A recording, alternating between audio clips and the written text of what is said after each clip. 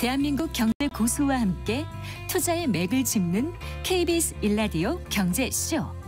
진행의 성기영 아나운서입니다.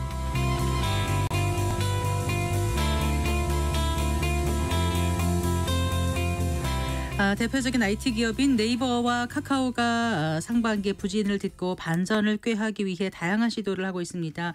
야후 라인 사태로 발목을 잡혔던 네이버가 4천억 원을 투입해서 자사주를 매입 소각하겠다고 밝혔고요. 또 김범수 경영쇄신위원장의 사법 리스크로 창사 이래 최대 위기를 맞은 카카오는 10월 중에 신규 AI 서비스인 카나나를 공개하겠다고 밝혔습니다. 자, 3분기 실적 공개를 앞둔 네이버와 카카오가 다시 이전의 위상을 찾을 수 있을지 자세히 알아보겠습니다. 김현용 현대차증권 연구원 스튜디오에 모셨습니다. 반갑습니다. 네, 안녕하십니까. 안녕하세요. 밖에 비가 내리나요? 아니요, 아직은 안 옵니다. 네. 궁금해서 저희 스튜디오에서 창이 안 보여서 여쭤봤어요. 네네, 아직. 국내 대표 IT 기업인 네이버와 카카오 주가 올해 전체로 보면은 이제 좀 부진했다고 볼 수 있지 않습니까? 맞습니다. 그런데 최근 들어서는 좀 반등세 보이고 있는 모양새인데 오늘은 어떻게 끝났어요? 오늘도 한 2%대 상승 마감을 했고요. 네이버가 한 17만 원 중반, 17만 5천 원 선까지를 회복하면서 올해 이제 연중 최저점 대비로는 그래도 한 10% 이상, 한 2, 3% 정도 주가가 상승한 상태로 오늘 마감을 했습니다. 카카오는요? 카카오도 연중 최저점 대비로는 이제 한 7에서 8% 정도 상승한 상태고요. 오늘 이제 1%대 강세로 마감을 했습니다. 아, 그렇군요. 네. 그 주가 추이를 조금 더 살펴볼게요. 이게 가장 최고점이었을 때가 언제였죠? 일단은 2021년도 상반기 정도로 보시면 되겠고요. 그때 이제 네이버 같은 경우가 한 40만 원 이상. 그리고 카카오도 16만 원에서 17만 원까지도 살짝 찍고 이렇게 내려온 상황입니다. 정말 옛날이요. 이런 생각이 들죠. 근데 불과 몇 년 안 되는데 네이버가 정말 46만 5천 원까지 갔던 것 같고 카카오가 아까 말씀하신 17만 원 잠깐 조금 찍기도 넘게 했고요. 그렇게 됐어요. 그런데 이제 올 초에 네이버는 22만 7,500원에 이제 시작을 했고 카카오가 5만 7,900원에 시작됐는데 여전히 그때보다 많이 낮은 상태잖아요. 맞습니다. 그래서 카카오 특히 투자하셨던 분들은 대부분 손해를 봤다 이렇게 또 나오던데 이제 좀 부진의 원인이 뭔지 하나씩 좀 살펴봤으면 합니다. 일단 이제 상반기에 네이버와 카카오에 타격을 준 사건이라고 할까요? 그 네이버의 라인 야후 사태 그리고 또 카카오의 창업적 구속이라는 어떻게 보면 좀 예상치 못한 변수였는데 맞습니다. 일단 라인 야후 사태 지금 어떻게 진행되고 있는 거예요? 일단은 이제 그 7월 1일자로 이제 라인 야후를 매각하느냐 마느냐 이런 부분들이 이제 일본 정부 차원에서의 좀 압박도 있었었고 그게 좀 결정이 될 수 있을 만한 그 타임라인 분수령이 있었고요. 이때 이제 단기적으로 결론이 나왔던 게 자본의 단기적 이동은 어렵겠다. 즉 단기적으로는 라인야후 지분을 매각할 필요가 없겠다 정도로 결론이 났습니다. 이게 이제 그 당시 막 뜨거워서 다 알겠다가 또 몇 달 지나고 나면 좀 희미해지고 다들 생업에 종사하다 보면 이게 무슨 내용이었지 헷갈리는 분들이 계세요. 그래서 애초에 이게 라인 그 야후 사태가 벌어지게 된 배경을 좀 살펴볼까요? 일단은 배경 자체는 라인 측에서 사실 이제 수십만 명 수준의 많지 않은 일본 인구 대비로 많지 않은 수준의 이제 개인정보 유출 건들이 있었고요. 그거를 어떻게 보면은 이제 이유로 그걸 근거로 들어서 이게 이제 라인에 대한 서버 관리 같은 것들이 이제 한국에서 이루어지고 있기 때문에 이런 문제가 발생했다라고 이제 일본 정부에서 소위 이제 우리 입장에서 보면 좀 태클을 건 거죠. 그래서 이를 이제 빌미로 라인과 그러니까 기존의 라인과 네이버 간의 그런 이제 서버 위탁 계약, 서비스 위탁 계약을 이제 종료하겠다라고 밝히면서 그러면 이제 서비스 관계도 중단을 해야겠지만 기본적으로 지금 라인야후라는 법인에 대한 자본이 네이버와 소프트뱅크가 정확히 절반씩 들고 있거든요. 그러면 이제 힘의 균형이 정확히 똑같으니까 이게 일본에 있는 기업임에도 불구하고 라인 메신저 다 일본 분들이 쓰는 거잖아요. 일본에서 서비스되는 IT 서비스인데 이거를 한국과 일본이 동등하게 가지고 있는 건 좀 말이 안 되지 않느냐. 그런 얘기들이 일본 자국 내에서도 얘기들이 나오면서 네. 결국은 이제 좀 자본을 일부라도 매각을 하면 네. 소프트뱅크 지분이 더 많아지니까 네. 그런 부분들에 대한 이제 무언의 압박이 네. 있어 왔었던 그러니까 상황입니다. 정보 유출을 빌미 삼아서 이제 일본이 네이버로부터 라인 야후 경영권을 빼앗으려는 거 가져오기 아니냐 위해서? 그런 이제 예. 논란이 있었던 건데요. 맞습니다. 네. 근데 이제 네이버가 그 올해 말까지 한 4천억 맞습니다. 원을 투입해서 네. 자사주 매입하고 이제 그걸 소각하겠다. 예. 이런 특별 주주환원 프로그램을 이제 진행한다고 밝혔잖아. 이 네. 얘기도 좀 해주실까요? 일단은 이제 요 자사주 매입 소각을 네이버는 좀 꾸준히 해오고 있었고요. 아, 그런가요? 예. 네. 그러니까 사실 이게 매입만 하는 건 큰 의미는 없고요. 매입 이후에 소각을 바로 해야 주주들한테 그게 이제 환원이 되는 부분이고 네이버는 이제 이 4천억의 매입 소각에 대해서 어떻게 보면 특별 배당을 받은 재원을 그대로 주주 환원에 사용을 한 케이스입니다. 무슨 네. 얘기냐면 네. 네이버가 이제 그 라인야후 법인과 관련해서 일회성 이익을 인식한 게 있어요. 물론 소프트뱅크도 똑같이 인식했죠.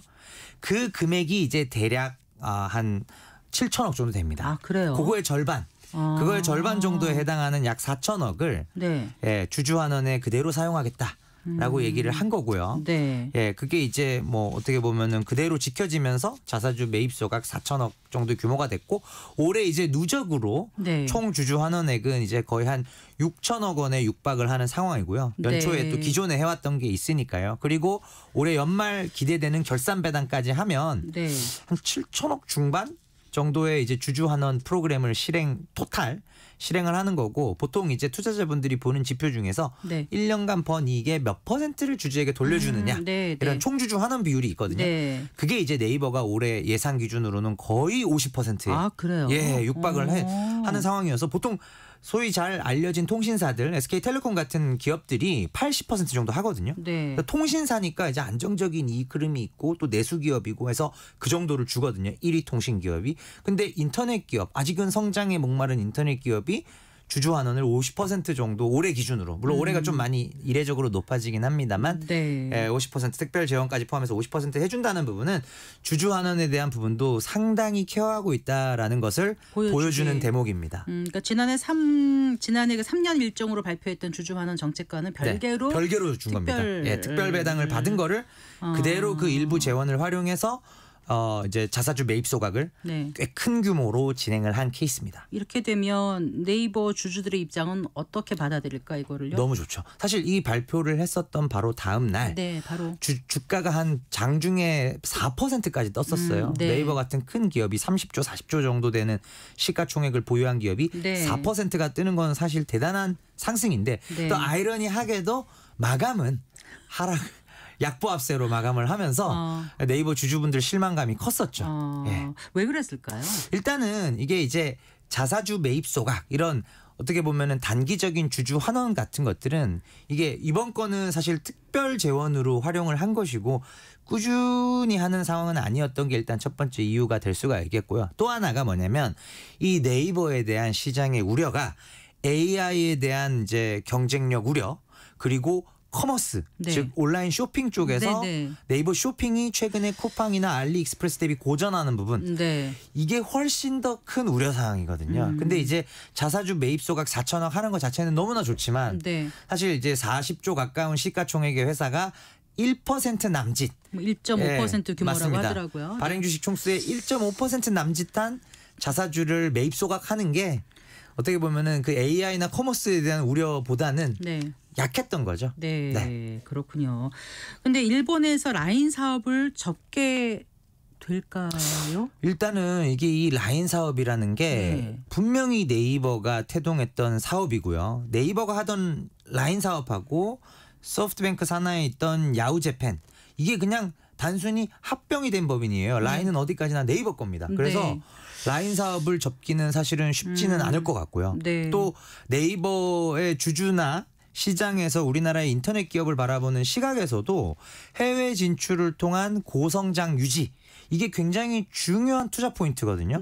그런 관점에서 봤을 때도 일본을 비롯해서 라인이 일본에만 있는 게 아니지 않습니까? 동남아 지역에도 대만이나 태국, 인도네시아 같은 동남아 지역에도 라인 메신저뿐만 아니라 여러 가지 뱅크나 페이 같은 금융 솔루션들 그리고 이제 여러 가지 컨텐츠 사업, 라인맨 같은 딜리버리 배달 앱도 나가 있거든요. 네. 라인이라는 브랜드 하에 네. 여러 가지 것들이 결합이 되어 있기 때문에 네. 이 부분은 쉽게 놓기는 어려울 것 같습니다. 네. 자, 이제 카카오 상황을 좀 짚어볼게요.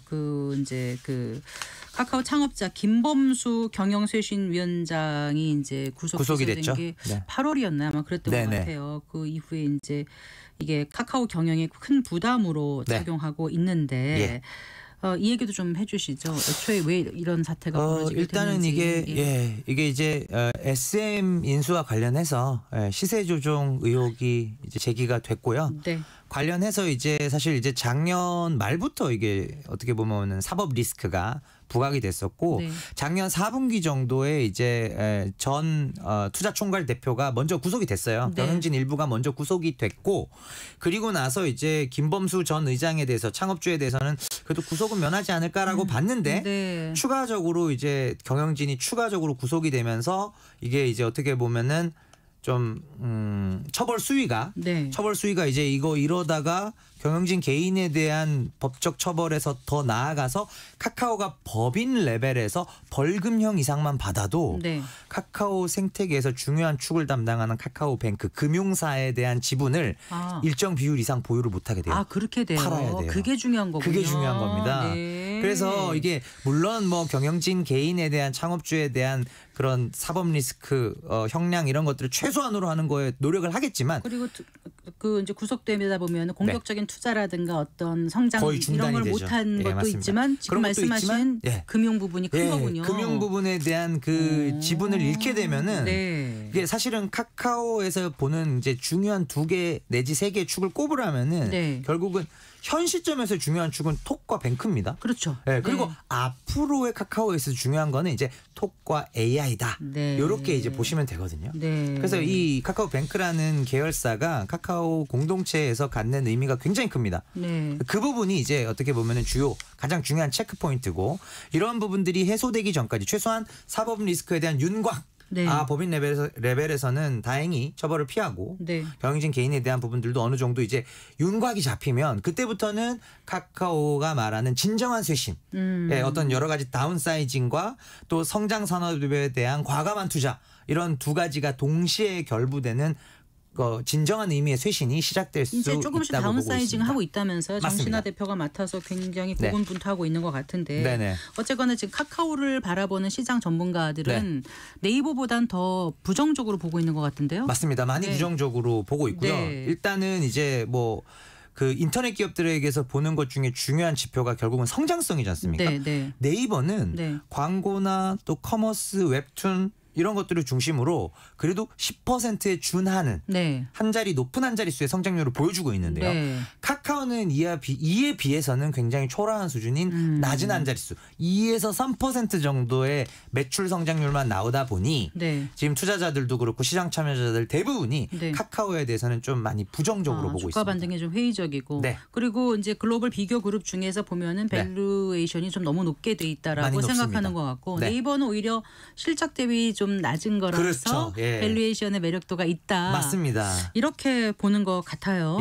그래서 실제로 투자자분들이 또 네이버는 16만 원 바닥 주가가 왔었을 때 글로벌 동종 기업들 대비로도 확실히 밸류에이션도 싸고 또 회사가 이익을 잘 벌어주는데 성장성도 나쁘지 않으니 지금 사서 많이 잃지는 않겠다. 그러니까 항상 이제 주가의 하방 리스크를 보거든요. 그런 부분들이 상당히 잃진 않고 올라갈 수 있는 올라갈 가능성은 있고 좀 묻어두자. 맞습니다. 그래서 좀 워낙 대형주니까 또 비중은 어느 정도 채워야 되거든요. 그래서 그런 부분들이 좀 네이버 주가를 지금 견인하고 있다고 보시면 되겠습니다. 근데 카카오는 도대체 얼마나 빠진 거예요? 거의 고점 대비로 한 5분의 1에 가까워졌죠. 17만 원. 카카오 개미의 99%가 밀렸다. 이제 개미란 표현은 좀 그렇긴 합니다만은. 이게 정말 많이 그리고 평균 매수 단가가 9만 원대라고 하더라고요. 맞습니다. 그래서 지금 카카오 주식을 사셔서 지금 이득을 본 케이스는 거의 없다고 봐야 될 것 같고요. 지금 3만 원대 주가도 지금 상당히 긴 기간 이어지면서 어떻게 보면은 피로도도 누적이 되고 있어요. 이러다가 약간만 악재가 나오면 또 매도하고 싶어지거든요. 불안하니까. 분명히 낮은 주가고 주가상으로 낮은 주가니까 여기서 들고 있으면 언젠간 오르겠지. 아직은 그 동안에 기대감이 갈아타서 높습니다. 다른 걸로 올라가는 걸 한 해가 그쵸. 낫죠. 맞습니다. 계속 그럼 기회비용. 견디면은 네. 그런데 이제 카카오가 이달 안에 네. 그 신규 AI 서비스인 카나나를 선보인다고 해서 네. 이게 좀 어떻게 좀 분수령이 이제 뭐 어떻게 반전 포인트가 그런데 이게 뭐예요? 근데 이게 카나나가 이제, 다음 주 화요일인가요? 22일 정도에 네. 카카오 이제 그 개발자 회의가 있습니다. 네, 매년 네. 하는 행사고요. 카카오 맞습니다. 네. 거기서 이 새로운 AI 서비스인 카나나를 선보일 예정이고요. 네. 채팅 기반의 AI 서비스 정도로 보시면 되겠고 당장 22일에 이제 별도 앱이 나오진 않을 수 있는데 일단 서비스를 선보인 이후에 네. 큰 그 머지않은 시점에 별도의 앱으로 아마 서비스가 될 거고요. 네. 뭐 예를 들면은 이제 대화형 기반의 네. 그 문자 텍스트의 채팅이 될 수도 있고 대화 말 그대로 말하는 음성을 게. 인식할 수도 있는데 네. 대화형을 기반으로 해서 예를 들어서 뭐 내가 제 연락처 카카오톡 연락처에 있는 A, B, C라는 사람과 뭐 11월 22일에 골프 라운딩이 있어. 그러면은 이제 뭐 라운딩 예약이 가능한 골프장들을 각자 제 연락처에 있는 분들의 그 뭐 주소지나 이런 동선을 고려해서 최적의 어떤 그런 라운딩 가능한 곳을 이렇게 알려주고 뭐 예시입니다. 예시. 그렇게 된다면 예를 들어서 주가가 오를 것 같은데 아닌가요? 그죠? 이제 그런 부분들을 얼마나 이제 오류 없이 네. 매끄럽게 잘 진행을 해주느냐. 결국 인식률과 네. 나머지 뒤에 어떤 프로세스의 어떤 진행도를 매끄럽게 해주는 부분. 이런 부분들이 관건인데요. 네. 말씀하신 대로 분명히 이제 이런 수준으로 나온다면 잘 나온다면은 개인들이 한번 써볼까?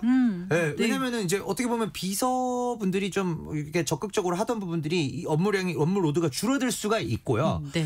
이런 부분들이 이제 결국 관건은 제가 봤을 때는 과금에 대한 저항입니다. 네. 이거를 무료로 준다면 너무나 좋겠죠. 근데 이제 일정 부분의 시범 서비스 기간을 지나고 나면 또 분명 유료화가 될 텐데. 네, 월정액 얼마씩. 맞습니다. 네. 그 유료화가 됐을 때 그 저항, 과금 저항을 어떻게 잘 넘기느냐 이 부분이 사실은 관건이 될 것 같습니다. 그 3분기 실적이 언제 나온다고요? 네이버, 카카오. 일단은 두 회사 모두 아직 이제 금융감독원상에서 날짜가 완전히 나온 상태는 아닌데 뭐 네이버는 아마 나왔을 수도 있겠습니다. 11월 초 네. 정도에 보통 발표를 하고요.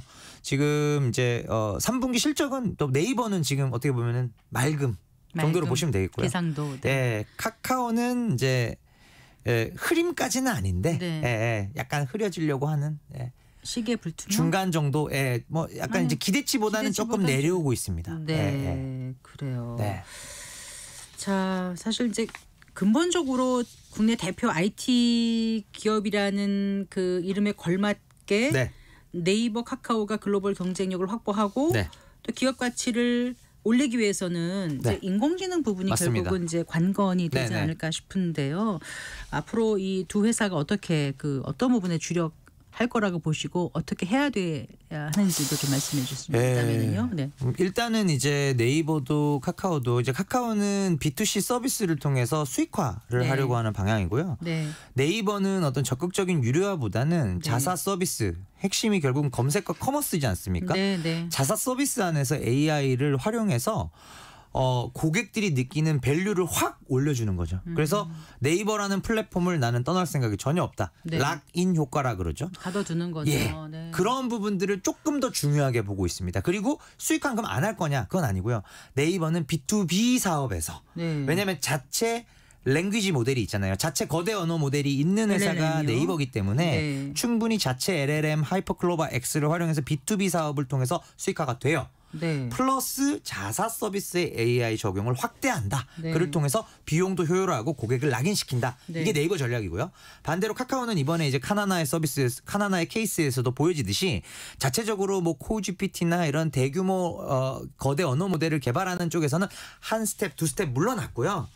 잘할 수 있는 뭐 메타나 이제 뭐 구글이나 오픈 AI의 모델들을 적재적소에 잘 구매해서 네. 우리는 LLM은 거대 언어 모델은 좋은 걸 사서 쓰겠다. 대신에 네. 카카오가 강점을 갖고 있는 게 또 B2C 플랫폼이지 않습니까? 네. 거기서 우리는 수익화를 다른 국내 기업들보다 먼저 하겠어. 이게 이제 카카오의 전략입니다. 핵심 역량을 좀 네. 더 개발해가지고 그렇죠. 주력하겠다 이런 네. 말씀이신 양사가 것 같은데. 같은 듯 하면서 완전 다른 방향이에요. 그러네요. 네. 근데 어쨌든 글로벌 빅테크 기업들의 그 확장이 워낙 빠르고. 네. 네. 지금 뭐 인스타그램이라든가 뭐 구글이라든가 검색 네. 이런 것도 그래서 우리가 좀 더 예. 분발해야 되겠다는 생각을 많이 갖게 됩니다. 맞습니다. 네. 네. 자, 국민주해서 정말 네카오 열풍이 대단하지 않았었습니까? 엄청났었죠. 근데 지금 정말 실망을 많이 하고 있어서 설마 괜찮겠지 네. 하는 게 몇 년 기다리면서 그렇죠. 지금 이제 정말 희망 고문이 거의 한 1년 반 이렇게 이어지고 있죠. 자, 그래서 가끔은 이래요.